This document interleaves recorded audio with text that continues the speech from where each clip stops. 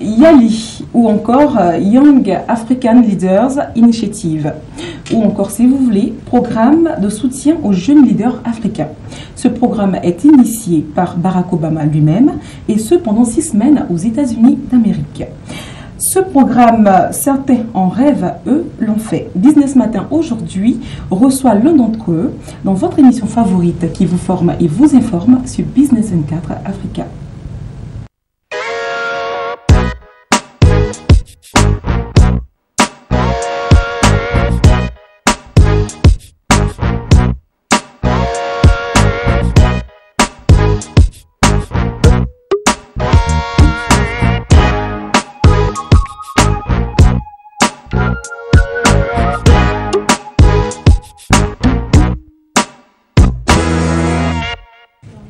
Nous sommes aujourd'hui dans Business Matin en compagnie de Jean-Patrick Eoumon. Bonjour Jean-Patrick. Bonjour. Bienvenue sur le plateau de Business Matin. Merci de m'avoir invité. C'est Alors, tout un vous allez plaisir. vous présenter aux téléspectateurs qui nous suivent et qui aimeraient bien savoir justement qui vous êtes. Je suis Jean-Patrick Eoumon, président et cofondateur de l'ONG Akenewa. Je suis aussi le directeur de la société Holdeni qui crée des applications mobiles et des logiciels pour différentes industries locales. Alors, vous avez rencontré le YALI. Vous allez nous expliquer un peu les conditions de cette rencontre. Ok, le programme YALI, je l'ai découvert via Internet. C'est le programme d'échange phare du président Barack Obama et de son administration. C'est un programme qui veut promouvoir le travail des jeunes leaders africains et les emmener à aller au-delà de ce qu'ils ont déjà commencé. Et donc, nous avons été 100 000 personnes en Afrique, 100 000 jeunes leaders en Afrique à avoir postulé pour l'année 2014. Et seulement 500 parmi ces 100 000 ont été sélectionnés. Pour la Côte d'Ivoire, nous étions 12 et je suis l'un des 12. Alors, on va vous dire encore une fois de plus félicitations. Merci. On va continuer donc les questions. Quels sont donc les critères de sélection pour pouvoir participer au YALI? Pour participer à YALI, il faut avoir démontré son leadership, c'est-à-dire il faut être capable de montrer qu'on a pris des initiatives qui ont impacté positivement notre communauté, que ce soit dans le domaine de l'entrepreneuriat, que ce soit en tant qu'activiste, c'est-à-dire société civile, ou que ce soit même au niveau des administrations publiques. Donc ce sont les 3 grands axes qui sont visés par le programme Young African Leaders Initiative, qui s'appelle maintenant Mandela Washington Fellow for Young African Leaders Initiative, en hommage au président Nelson Mandela. D'accord. Alors, quelles ont été donc les conditions au niveau du départ en Côte d'Ivoire pour les États-Unis? Lorsqu'on est sélectionné pour YALI, nous avons une période de 2 mois de préparation. C'est la période pendant laquelle nous découvrons qui sont les autres leaders, jeunes leaders de notre pays, avec qui est-ce que l'on va voyager. On découvre aussi comment se préparer pour ces 2 mois d'études aux États-Unis. Et donc ça s'est très bien passé de notre côté. Le groupe jusqu'à présent reste très soudé et nous sommes même fiers d'accueillir cette année les nouveaux qui vont être sélectionnés. Alors vous y êtes allé, que s'est-il donc passé une fois là-bas? En ce qui me concerne, j'étais à l'Université du Texas à Austin. Donc l'idée pour les personnes étant dans cette université, c'est d'apprendre à être de meilleurs entrepreneurs. En se basant sur des cours axés sur ce qu'on appelle le business model, donc les plans d'affaires, les modèles économiques, et en validant aussi des conférences, en rencontrant des entrepreneurs de très très haut niveau, des multimillionnaires américains et même africains qui vivent aux États-Unis. Et donc pendant deux mois, nous avons appris pas mal de choses. Et ce qui est intéressant, c'est que pour notre promotion, après les 2 mois dans les universités, nous avons été, certains d'entre nous ont eu la chance de participer au premier sommet des chefs d'État africains avec le président Barack Obama. Ah ben c'est que ça s'est très bien passé alors. Oui, j'ai eu la chance d'être parmi les 50 YALI sélectionnés, donc les 3 pour la Côte d'Ivoire. Et pendant une semaine, nous avons pu discuter avec les chefs d'État africains et avec l'administration de Barack Obama. L'administration américaine. Ouais. Alors, quels sont donc les temps forts de cette rencontre-là, une fois sur place? Une fois sur place, ce qui est marquant, c'est la densité, en tout cas, de l'enseignement que nous recevons. Nous avons l'équivalent d'un semestre de MBA en 2 mois, ce qui signifie que nous commençons les cours à 7h30 pour finir des fois à 21h. Donc, il faut vraiment bien se préparer, autant psychologiquement que physiquement, parce que on a l'impression que 2 mois, c'est rapide, mais une fois qu'on est dans une dynamique d'apprentissage permanent, on se retrouve à 2 fois avoir le mal du pays. Voilà, donc on a eu pas mal de cas, mais finalement, tout s'est bien passé pour tous. Alors aujourd'hui, qu'avez-vous retenu justement de cette rencontre? De ce qui s'est passé aux États-Unis, nous continuons jusqu'à présent. Moi, je viens de passer 1 mois en Afrique du Sud avec notre professeur de Austin, que j'ai assisté dans un autre projet. Donc, pour vous dire que la collaboration continue entre les jeunes leaders et les universités d'accueil dans lesquelles ils ont été pendant le YALI 2014. Aussi, nous gardons des relations très, très intenses, très, très intimes avec les autres YALI des autres pays africains. Et je peux dire que l'une des choses qui m'a le plus marqué, c'est de découvrir ce que les gens font dans des pays comme l'Ouganda, le Mozambique, dont j'avais juste entendu parler dans mes livres de géographie. D'accord. Alors, pour tous ceux qui n'y sont pas y allés, qu'est-ce qu'on peut retenir? Pour la Côte d'Ivoire a été sélectionnée comme l'un des centres qui va accueillir les incubateurs YALI. Et donc, nous avons eu la chance d'apprendre grâce à ce programme, mais notre devoir aussi consistera à faire le transfert de savoir pour les personnes qui n'ont pas eu l'opportunité d'apprendre. Donc, vous avez les incubateurs, dont la Côte d'Ivoire fait partie, mais vous avez aussi ce qu'on appelle les centres régionaux de leadership, dont le Sénégal représente, le Sénégal représente le point pour l'Afrique francophone. Donc, si vous êtes intéressé par YALI et si vous voulez aller au-delà des initiatives que vous menez dans vos communes, dans vos quartiers, dans vos villes, vous pouvez vous rendre à l'ambassade des États-Unis et l'on vous remettra les contacts des personnes à joindre pour bénéficier des enseignements et même des programmes d'échange interafricains pour les incubateurs et les centres régionaux de leadership. Alors, après, justement, là, on va dire le YALI aux États-Unis, vous avez participé donc à un sommet régional au Ghana il y a quelques temps de cela. Qu'est-ce qu'on peut retenir déjà de ce sommet? En effet, 6 mois après notre retour des États-Unis, nous avons tous été conviés pour ce qui concerne les YALI de l'Afrique occidentale et de l'Afrique centrale. Nous avons été conviés à un séminaire régional au Ghana pendant 1 semaine pour faire le bilan de ce que l'on a mis en pratique après avoir appris aux États-Unis.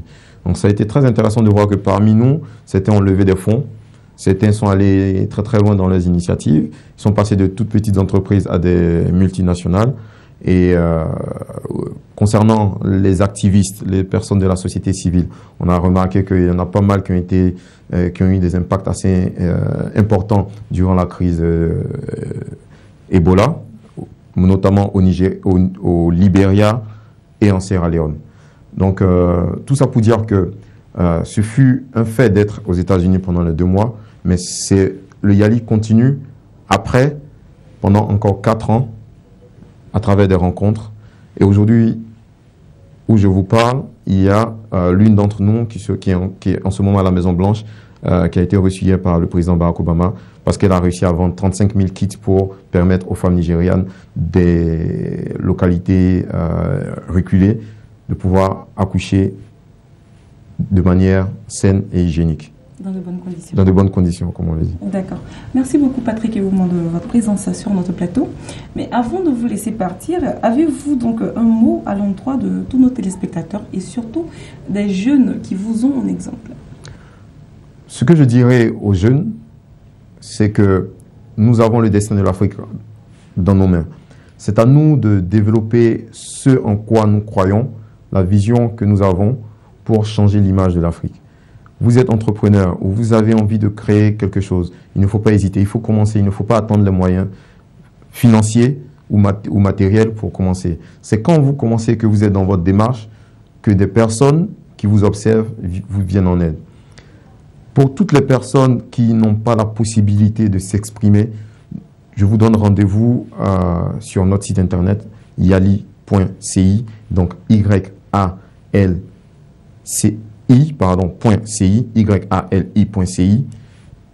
ou encore par email contact@yali.ci ou info@yali.ci. Sinon sur Facebook, vous tapez Yali Côte d'Ivoire et vous tomberez directement sur notre page Facebook.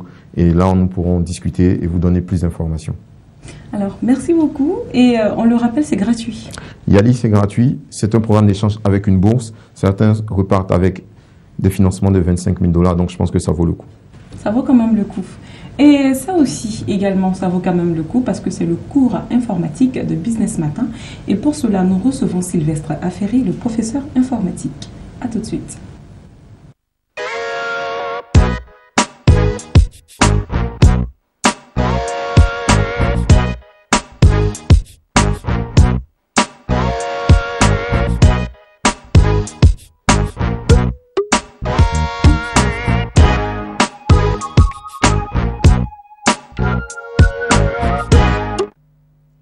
Voilà, vous suivez Business Matin, votre émission quotidienne sur Business 24 Africa. Si vous voulez participer à l'émission, il vous suffira tout simplement de composer le numéro qui s'affiche maintenant et juste au bas de votre écran. Nous avons maintenant rendez-vous avec Sylvestre Affery dans le cadre d'Infotique. Bonjour Sylvestre. Bonjour Noélie, bonjour à nos téléspectateurs qui nous suivent tous les jours, tous les matins. Alors Sylvestre, qu'est-ce que vous avez comme information pour nous aujourd'hui? Alors aujourd'hui, en fait, je viens pour apprendre à tout le monde à pouvoir, je vais dire, sélectionner les messages en premier dans sa boîte. Je vais dire les messages non lus. Parce que généralement, lorsque nous avons notre boîte mail, les messages arrivent en fonction de la date de réception. Donc, il va falloir trouver le moyen de pouvoir sélectionner en fait les messages qui n'ont pas encore été lus pour qu'ils puissent apparaître en premier pour que nous puissions les lire en fait. D'accord. Voilà. Alors, comment est-ce qu'on doit procéder? Alors, généralement, pour ceux qui ont Gmail ou Yahoo, il suffit de cliquer sur le bouton paramètres. Une fois sur paramètres, on clique sur la rubrique boîte de réception. Une fois dans la boîte de réception, on déroule la liste type de boîte de réception et en fait, on sélectionne l'option non lue d'abord. Voilà. Il y a l'option non lue d'abord qu'on peut sélectionner ou encore on peut sélectionner l'option important d'abord. Parce que généralement, on reçoit des newsletters dans nos boîtes mail. Les newsletters, ce sont généralement les messages publicitaires généralement qui apparaissent dans nos boîtes. Donc, cela fait que on a, je vais dire, une pile de messages qui apparaît, qui ne sont pas vraiment importants. Donc, on peut sélectionner l'option important d'abord. Comme ça, ce sont les messages importants qui apparaissent dans notre boîte d'abord, avant maintenant de voir les newsletters et ainsi de suite. Une fois que c'est fait, maintenant on enregistre les modifications et à partir de là, c'est fini. Dès qu'on ouvre sa boîte, c'est généralement les messages les plus importants ou les messages qu'on n'a pas encore lus qui apparaissent en premier pour pouvoir nous permettre pour nous donner des informations en fait sur tout ce que nous avons reçu comme message. Voilà. D'accord. Merci beaucoup Sylvestre. Merci à vous. Nous continuons Business Matin avec toutes les actions innovantes et novatrices en Afrique. Et pour cela, je reçois tout à l'heure Alex Mokhtar dans le cadre de Panorama. À tout de suite.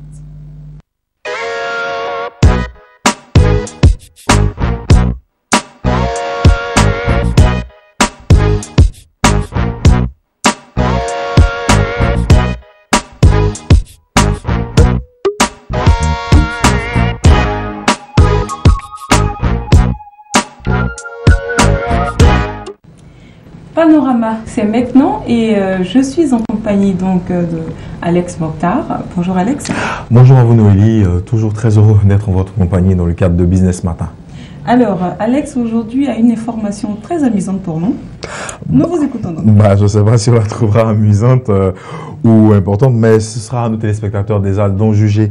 Alors, il vient de paraître un rapport selon lequel il est plus difficile de réformer l'agriculture plutôt que la démocratie. Donc, très amusant.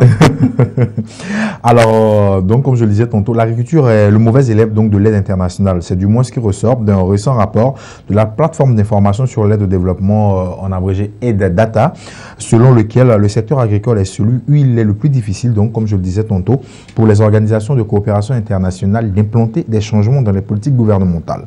Pour faire simple, ces organisations internationales souvent assujettissent l'aide qu'elles apportent aux États qui sont demandeuses de leur, ou demandeurs, pardon, de leur soutien, de faire des réformes. Souvent, on parle de respect des droits de l'homme, de réformes structurelles et économiques dans différents domaines afin de pouvoir bénéficier de ces aides-là. Alors, généralement, ces institutions internationales-là, donc, sont moins regardantes, on dira, je dirais, sur les réformes à apporter dans le domaine de l'agriculture. Ce qui a fait dire donc à Brad Parks, co-directeur exécutif de cette association-là, que dans l'agriculture, la probabilité de mener nos réformes réussies est plus faible que dans n'importe quel autre domaine. Alors, tout simplement, à cause de différents problèmes également, à cause des problèmes fonciers ou encore l'action même de ces organisations internationales, comme je vous l'ai dit, qui tendent à diriger les gouvernements dans des directions opposées. Il faut dire que déjà, le principal problème sous nos tropiques et ailleurs ou dans les pays qui sont tributaires de l'activité agricole, le problème principal, c'est le problème des terres.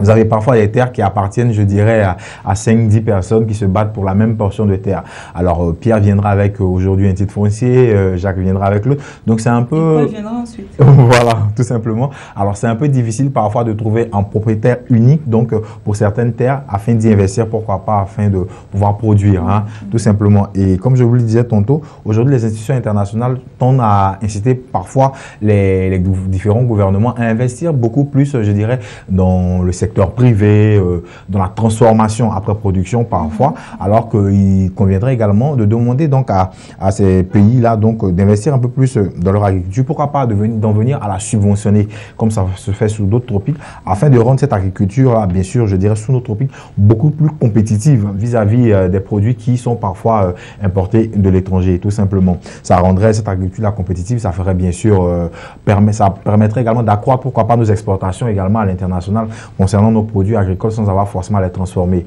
Et ça pourrait également leur ajouter une certaine plus-value, car plus il y a d'exportation, plus bien sûr on engrange beaucoup d'argent, je dirais. Il faut aussi dire qu'avec les négociations en cours sur les objectifs de développement durable, en abrégé ODD, ces organisations internationales donc sont encouragées plutôt à prêter attention donc à l'impact de leurs actions, à l'impact que peuvent causer en tout cas le fait d'inciter de moins en moins les gouvernements à engager des réformes structurelles dans le domaine de l'agriculture. Il faut aussi noter que ce rapport-là est le fruit d'entretiens réalisés avec plus de 6700 décideurs et professionnels de l'aide internationale à travers près de 126 pays dans le monde. Waouh! Donc, finalement, c'est pas de l'amusement, mais on dira plutôt que c'est pas du jeu. Voilà, et c'est un rapport très sérieux. D'accord. Ben, on va leur souhaiter beaucoup de chance pour leur permettre très prochainement une grande réforme au niveau de l'agriculture. En tout cas, les encourager à inciter les gouvernements à œuvrer dans ce sens et à réfléchir en tout cas à différentes réformes qui devraient permettre au secteur agricole donc de connaître un certain essor dans les pays qui sont tributaires, donc en tout cas, je dirais, du développement de l'agriculture, tout simplement. D'accord. Merci beaucoup, Alex. C'est moi qui vous remercie. Mais avant de vous laisser partir, nous allons passer à notre rubrique L'Instant Média. À tout de suite. Harmonie Média et Business Matin vous présentent l'Instant Média.